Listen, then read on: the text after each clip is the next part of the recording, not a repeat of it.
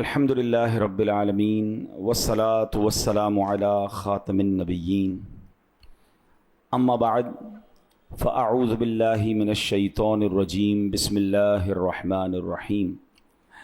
پڑھیے الصلاة والسلام علیک یا رسول اللہ وعلی آلک واصحابک یا حبیب اللہ۔ الصلاۃ والسلام علیک یا نبی اللہ وعلی آلک واصحابک یا نور اللہ۔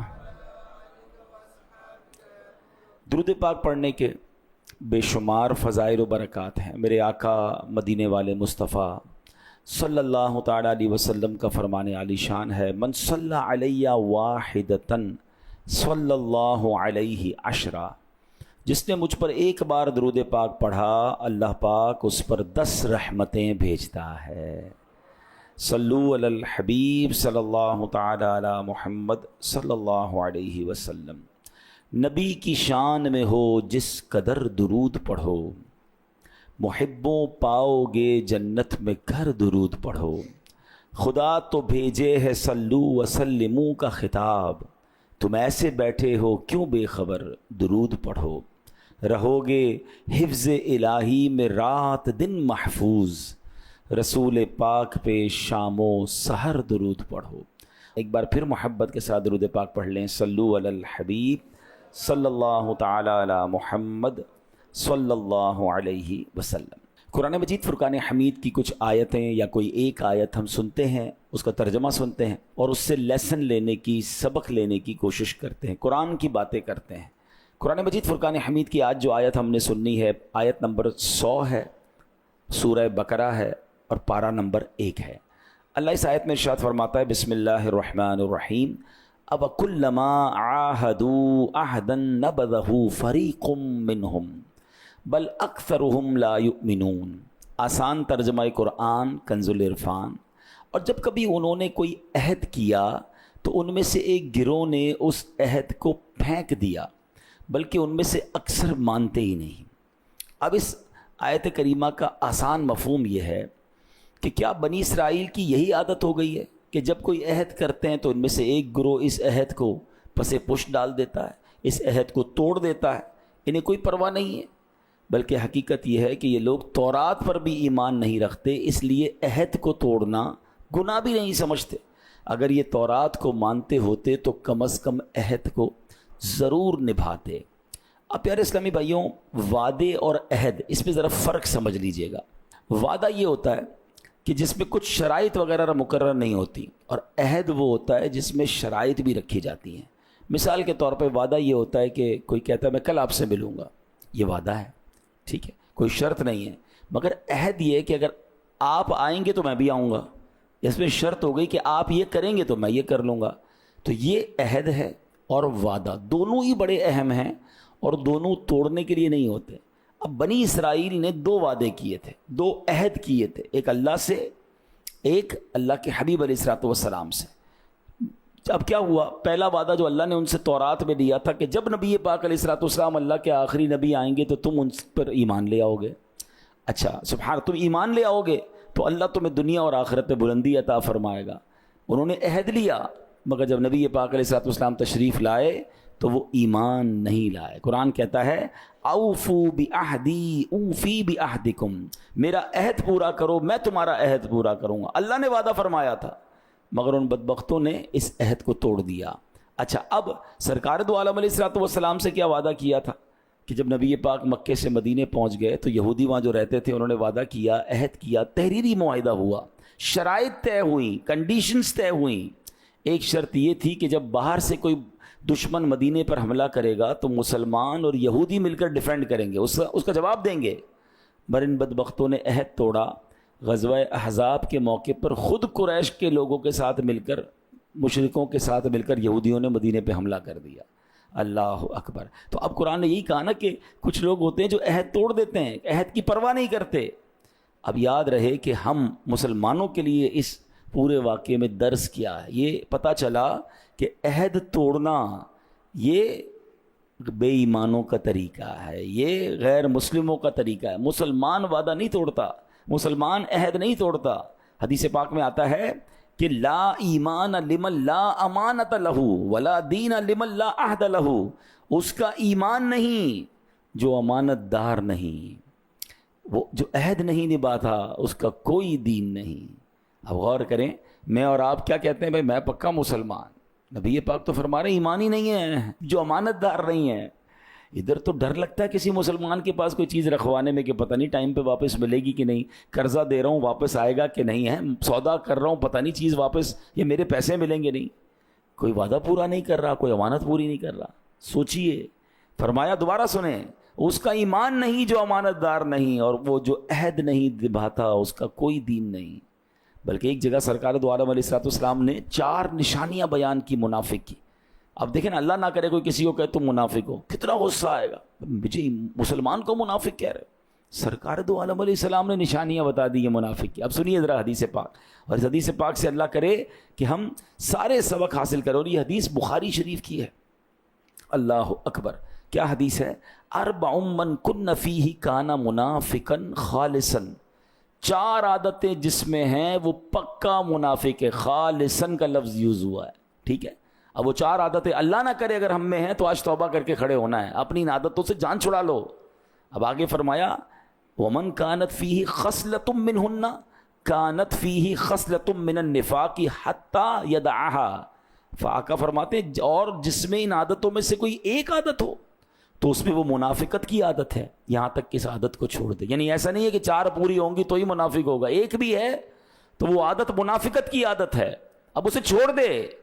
اب وہ 4 عادتیں غور سے سنیں. نبی پاک فرماتے اذا اؤتمن خان, جب اس کے پاس امانت رکھائی جائے وہ خیانت کرے. وَإِذَا حَدَّثَ كَذَبَ, جب بات کرے بولے تو جھوٹ بولے. پھر فرمایا وَإِذَا عَاهَدَ غَدَرَ, جب وعدہ کرے تو اسے توڑ دے, عہد کرے تو توڑ دے. پھر فرمایا وَإِذَا خَاصَمَ فَجَرَ, فرمایا جب کسی سے جھگڑا ہو جائے تو گالی بکے. اللہ اکبر, بخاری شریف کی حدیث ہے. یہ 4 باتیں چیک کر لیں اپنے اندر. دوبارہ ریپیٹ کر دیتا ہوں, اللہ کرے کہ ہم میں کسی بھی یہ عادت نہ ہو, لیکن اگر کسی میں ہے تو زندگی میں توبہ کرنی ہے نا, قیامت کے دن مارے جائیں گے. دوبارہ سنیں, فرمایا اذا اؤتمن خانا, امانت رکھوائی جائے خیانت کرے. آج کاروباری لوگ سوچ لیں یار اس کے پیسے آ گئے ہیں نا, اس کو پتہ نہیں, چلو چھوڑو نا, کوئی ڈنڈی مار رہا ہے. سودا بیچارہ وہ مسلمان سمجھ کر آپ سے سودا لے رہے ہیں, آپ سودے میں ڈنڈی مار رہے ہیں, آپ ناپ تول میں کمی کر رہے ہیں, آپ اس کو جناب کپڑا کم دے رہے ہیں, اس کو سودا کم دے رہے ہیں. چھوٹے چھوٹے, میں نہیں کہتا کہ یقیناً بڑے پیسوں والے بھی بےمانی کرتے, ادھر بعض اوقات تو ٹھیلے والا بےمانی کر رہا ہے, سبزی والا بےمانی کر رہا ہے. کیوں کر رہا ہے؟ ان پیسوں کو کیا کرو گے؟ تھوڑا سا وزن کم زیادہ کر کے یہی پیسے بیماریوں میں چلے جائیں گے, یہی پیسے آفتوں میں چلے جائیں گے, اور عذاب آخرت کا پھر کھڑا ہے. اور کیجیے. بہت پہلے ایک واقعہ سنا تھا کہ ایک بندہ ٹھیلے والا صبح صبح کوئی صاحب فجر پڑھ کے جا رہے تو دیکھا ٹھیلے والا رو رہا ہے. تو کیوں رو رہے بھائی, کیا ہو گیا؟ کہ میں روزانہ ٹھیلا لگاتا ہوں, روزانہ سبزی یا فروٹ بیچتا ہوں اور اسی سے بچوں کے پیسے لے کے جاتا ہوں. آج سبزی منڈی سے 2 پیٹیاں لے کر آیا, 2-5 ہزار روپے روز کے لگاتا ہوں. اوپر سارا فروٹ اچھا تھا, جب کھولا تو اندر سارا گندا تھا. اب میں آج کا دن کیسے گزاروں گا اور اپنے بچوں کو کیا کھلاؤں گا؟ اس بندے نے جس نے یہ بےمانی کی, کسی کی پوری دن کی سمجھ لینا کہ کھانے پینے کو برباد کر دیا.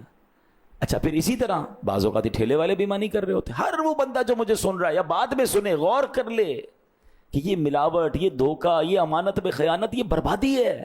اس سے امیر نہیں ہو جاؤ گے. اچھا امیر ہو بھی گئے تو یہ پیسہ کس کام کا جو حرام کا ہے؟ کوئی کسی کے قرضے دبا کے بیٹھا ہے, کوئی کسی کی زمین دبا کے بیٹھا ہے, کوئی کسی کی فائل دبا کے بیٹھا ہے. اچھا ایسی امانت میں خیانت ہے. بھائی اگر کسی والد کا انتقال ہو گیا اور کوئی بچہ نابالغ ہے, یتیم ہے, تو اب بھائی بہنوں پر اس یتیم بچے کا مال سنبھالنا, اسے پہنچانا امانت ہے. حق کھا جاتے ہیں, بہنوں کا حق نہیں دیتے وراثت میں. کدھر جاؤ گے یار؟ یہ منافقت کی نشانی ہے. آگے نبی پاک نے فرمایا وَإِذَا حَدَّثَ كَذَبَ, جب بات کرے جھوٹ بولے. سچ بتائیں یہ کتنا عام ہو گیا ہے, اتنا جھوٹ عام ہو گیا ہے. اچھا مذاق میں بھی جھوٹ بولنا ہے, خواہ خواہی بھی جھوٹ بولنا ہے, کوئی فائدہ نہیں پھر بھی جھوٹ بولنا ہے. فائدے کے لیے بھی نہیں بول سکتے ورنہ ویسے بھی بولنا ہے. یعنی پہلے ہم جب چھوٹے تھے نا, یہ بزرگ بیٹھے ان سے پوچھیں, تو کبھی کبھی کوئی بندہ جھوٹ بولتا تھا, لوگ کہتے ہیں یار جھوٹ بول دیا اس نے. اب تو ایسا لگتا ہے بندہ کبھی کبھی سچ بولتا ہے. سمجھ ہی نہیں آ رہی کہ یار سچ بول رہا ہے جھوٹ بول رہا ہے. ہر چیز کا غلط ڈیفینیشن, ہر چیز کی پراپر جواب ہی نہیں دینا ہے. کدھر رہتے ہو, علاقہ غلط بتانا ہے. کام کیا کرتے ہو, کام غلط بتانا ہے. آفس میں جاب کر رہے ہیں تو جناب لیٹ آ رہے ہیں تو جھوٹ بول دیا. ٹریفک میں پھنس گیا تھا تو گھر میں بیماری تھی. کیا کرو گے یار, اتنا جھوٹ. مسلمان جھوٹا نہیں ہوتا, یہ منافقت کی نشانی ہے. آگے فرمایا وَإِذَا عَاهَدَ غَدَرَ, جب وعدہ کرے, عہد کرے, توڑ دے عہد کو. آپ فکر ہی نہ کریں حضرت, بس کل مل رہے ہیں, پرسوں آپ کا کام ہو جائے گا. ارے اللہ کی قسم, لوگوں کا تقیہ کلام قسمیں بن گیا. اب لوگوں کو لوگوں کی قسموں پر یقین نہیں ہے. یار یہ قرآن کی قسم بھی کھائے نا, اس کی بات مت ماننا. ایسا حال ہو گیا یار. مسلمان تو کہہ دے پتھر کی لکیر.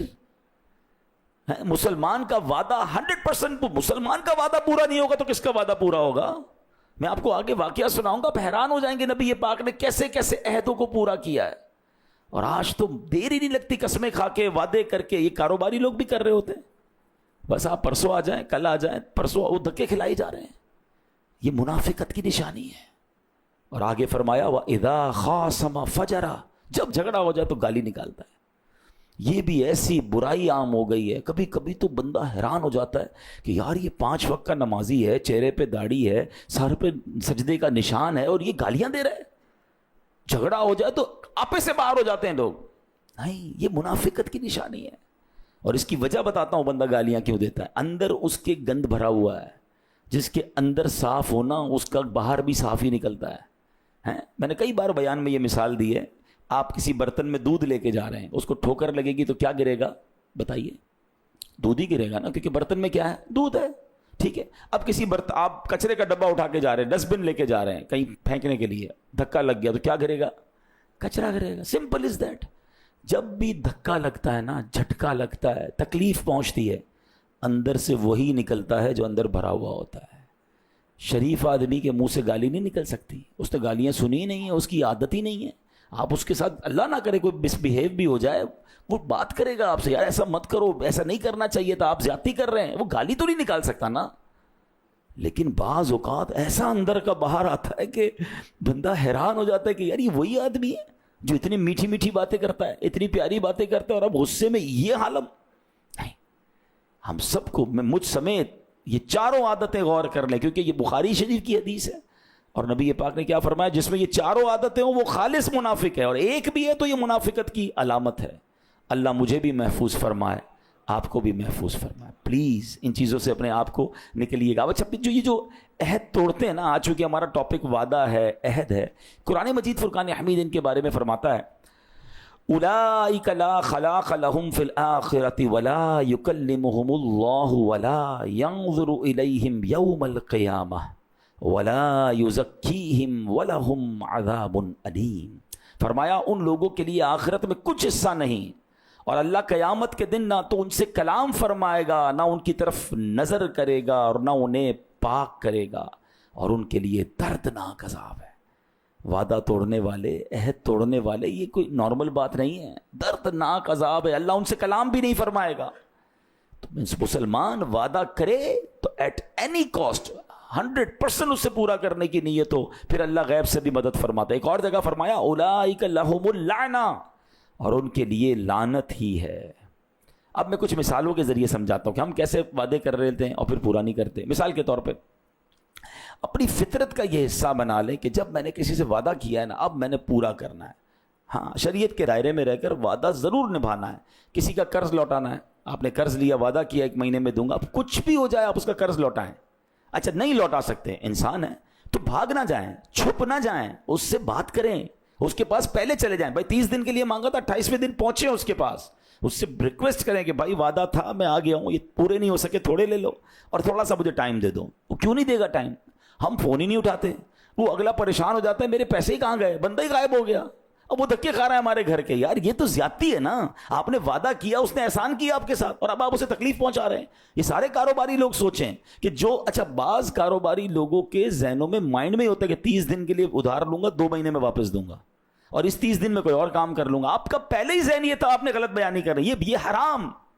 آپ نے اس بیچارے سے ریٹ 30 دن کا لیا اور پیسے دینے 3 مہینے میں, اس کا تو جو نفع مرنا تھا مر گیا, اس کا بزنس ڈسٹرب ہونا تھا ہو گیا, آپ دونوں کا جھگڑا الگ ہوا, وعدہ خلافی الگ ہوئی. کیا کرنا ہے ایسا؟ اور کیا دوبارہ وہ آپ سے ساتھ کام کرے گا؟ آپ نے اپنی ساکھ بھی برباد کر دی.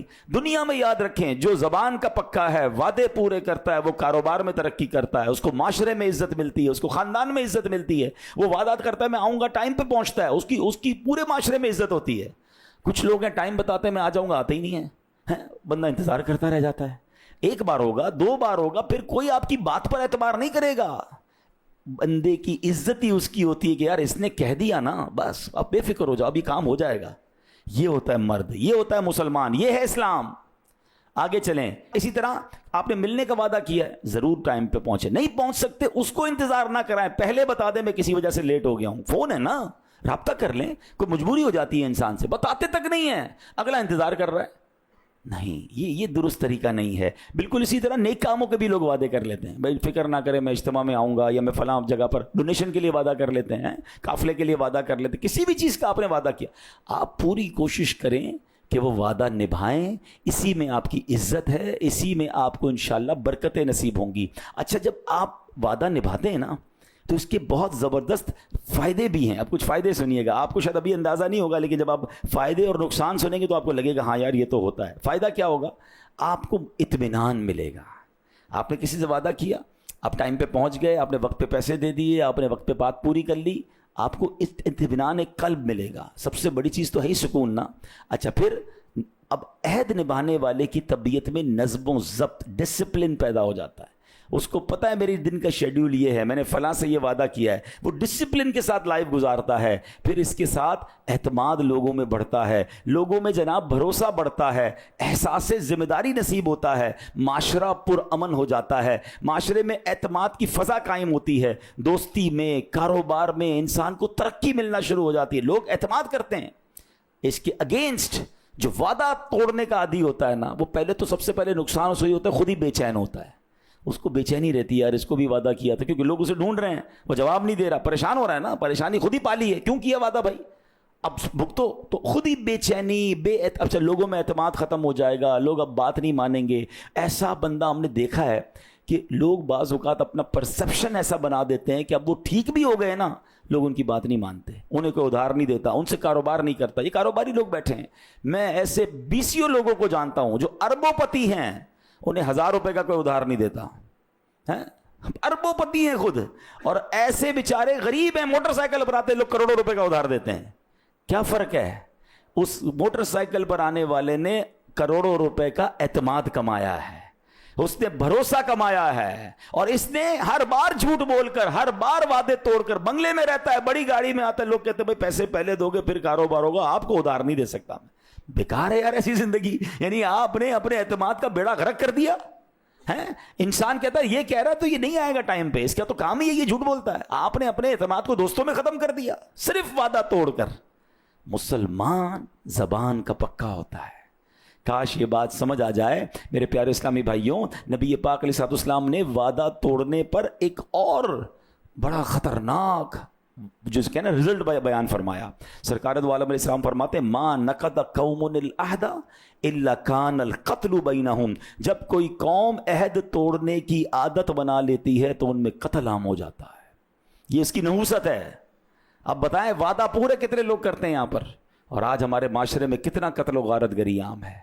تو یہ بعض اوقات کچھ ایک گناہ دو گناہ ایسے ہوتے ہیں جس کے کانسیکوینسز یہ ہوتے ہیں کہ جناب معاشرے میں بہت دیگر بڑی برائیاں پھیل جاتی ہیں. اللہ کرے کہ ہمیں یہ بات سمجھ آ جائے. قرآن سمجھا رہا ہے وعدہ توڑنے والے غور سے سنیں. وَأَوْفُوا بِالْعَهْدِ ان العہد کان مسئولا. اور عہد پورا کرو، بے شک عہد کے بارے میں سوال کیا جائے گا. یہ عام چیز نہیں ہے، قیامت کے دن اس بارے میں سوال ہوگا. میرے پیارے اسلامی بھائیوں، میں مختصر 2 واقعے آپ کو بیان کر دیتا ہوں. سرکار دو عالم علیہ الصلوۃ والسلام نے کیسے عہد کو پورا فرمایا. اللہ اکبر. صلح حدیبیہ جب ہوئی نا، تو صلح حدیبیہ میں ایک عجیب سی شرط یہ بھی تھی. ظاہر اب یہ فائنل ہو گئی تھی، نبی پاک اور سب لوگوں نے ایکسیپٹ کیا تھا. یہ الگ بحث ہے کہ مسلمانوں نے یہ شرطیں کیوں مانی. ایک بظاہر تو یہ شرطیں ایسا لگتا ہے کہ مسلمان بیک فٹ پر جا رہے ہیں، مگر اللہ نے اپنے حبیب علیہ الصلوۃ والسلام کو بتا دیا تھا کہ یہ فتح مبین ہے اور آگے ایک بڑی فتح منتظر ہے. بہرحال اس میں ایک شرط یہ تھی کہ اگر مکے سے کوئی بندہ ہجرت کر کے مدینے آ جائے گا تو مسلمان اسے واپس لوٹائیں گے، مکے والوں کے حوالے کریں گے. اب بڑے مظالم تھے مکے والے، بڑا مارتے تھے مسلمانوں کو. تو ایک صحابی رسول تھے حضرت ابو بصیر رضی اللہ عنہ، یہ چھپتے چھپاتے مکے والوں سے بچتے ہوئے مدینے پہنچ گئے. اچھا ان کو تو ایسا لگا کہ میری جان چھوٹی، اب میں نبی پاک علیہ السلام کے پاس پہنچ گیا ہوں. سرکار دو عالم علیہ الصلوۃ والسلام نے حضرت ابو بصیر سے فرمایا کہ ہمارا قریش کے ساتھ معاہدہ ہے، اے ابو بصیر تم واپس لوٹ جاؤ. کہتے حضور آپ مجھے مشرکوں کے پاس بھیج رہے ہیں، واپس بھیج رہے ہیں، وہ مار رہے ہیں مجھے. نبی پاک فرماتے ہیں اے ابو بصیر تم جانتے ہو ہمارے دین میں بد عہدی کی کوئی گنجائش نہیں ہے. کانٹریکٹ ہوا تھا نا، وعدہ ہوا تھا، کنڈیشنز تھے، تم واپس لوٹ جاؤ، اللہ تمہارے لیے کوئی راہ نکال دے گا. کہتے حضور آپ مجھے واپس مکے بھیج رہے ہیں، واپس ان کے پاس بھیج رہے ہیں، مار رہے ہیں مجھے. نبی پاک فرماتے ہیں اے ابو بصیر ہمارے دین میں بد عہدی کی گنجائش نہیں، تم واپس لوٹ جاؤ. اچھا نبی پاک ہیں کون؟ دل کیسا ہے، رحم کیسا ہے. قرآن کہتا ہے جب امتی کو تکلیف پہنچتی ہے تو ان پر گراں گزرتا ہے، عزیز علیہ ما عنتم. قرآن کہتا ہے جب جن پر تمہارا مشقت میں پڑنا بہت گراں ہے، بھاری ہے، ارے ہم تکلیف میں ہوں نبی پاک کے دل پر بوجھ آ جاتا ہے. مگر وہی نبی پاک اپنے صحابی سے کہہ رہے ہیں ابو بصیر واپس لوٹ جاؤ، اللہ تمہارے لیے راستہ نکالے گا. اللہ اکبر. ولا یصلح لنا فی دیننا الغدر.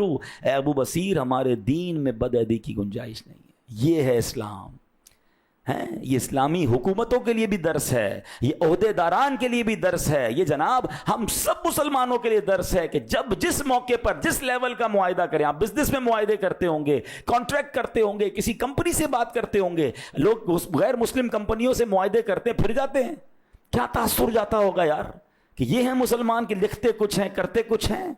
میرے آقا نے غیر مسلموں سے وعدہ نبھایا کہ اپنے صحابی کو واپس لوٹا دیا کہ نہیں عہد یہ ہے، اور اللہ سے عہد کیا کریں اس کو کیسے پورا کرنا ہے. آخری بات، اے ہائے ہائے کیا خوبصورت واقعہ ہے. ایک نیک شخص تھا، بڑا نیک نمازی تھا، غریب بہت تھا. نماز عشاء فارغ ہو کر جب گھر پہ آیا تو پتہ چلا بچے سو گئے ہیں. اپنی زوجہ سے پوچھا کہ بچوں نے نماز پڑھ لی ہے؟ تو کہا بچوں کو کھانے کو کچھ تھا ہی نہیں، رو رہے تھے، میں نے بہلا پھسلا کے بھوکا ہی سلا دیا ہے. کہ نماز تو پڑھانی چاہیے تھی. کہ نماز پڑھاتی تو اور روتے، بھوکے تھے. میں نے کہا کم از کم کھانا گھر میں نہیں ہے تو بھوکے سو جائیں. کہ نہیں اٹھاؤ انہیں نماز پڑھانی ہے. تو کہتی ہے با کہ اگر میں نے اس کو اٹھایا، ان کو بچوں کو اٹھایا تو ان کو پھر بھوک ستائے گی، کھانا کدھر سے لاؤں گی. کیا کمال کا اس بندے نے جواب دیا.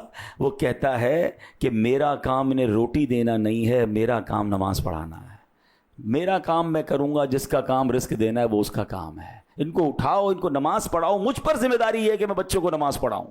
بھوکے سوئے ہوئے بچوں کو جگایا گیا، نماز کے لیے بچوں کو کھڑا کیا.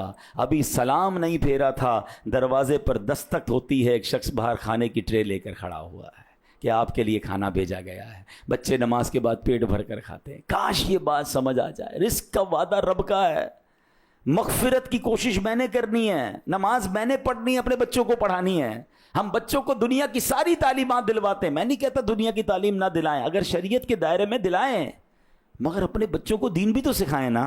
ہم صرف دنیا میں اپنے بچوں کو پیسے کمانے کا طریقہ بتاتے ہیں. بھائی پیسے کمانا کا سکھاؤ گے، سخاوت کون سکھائے گا؟